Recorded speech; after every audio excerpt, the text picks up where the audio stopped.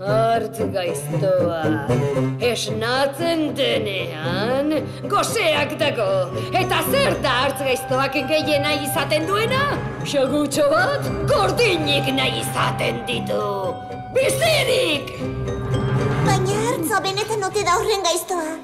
Hau Celestin da, eta hau bere mundua, lurrazpiko mundua. Baina bakarrik sentitzen da bertan. Hau Ernest da. Hau bere mundua, lur gainekoa. Inork ez duela maite pentsatzen du. Bi mundu apartetan bizi dira.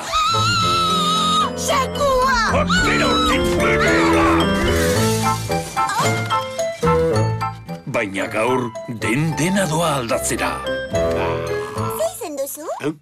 Ernest. Bani Celestin naiz. Benetan atsegina, bikaina, harribitxi bat.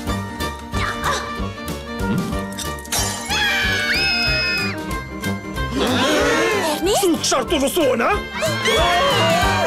Zer egin du bat Celestinek? Hortza morratu bat sartu du gure artean. Ez dugu atxedenik hartuko? Ernest eta bere konplize Celestin Lasai, ez gaituzte inoiz aurkituko. Baina nola elkartuko dira ba hartza eta xagua? Xaguak behan eta hartzak goian, ez da? Bai, horrela izan da beti.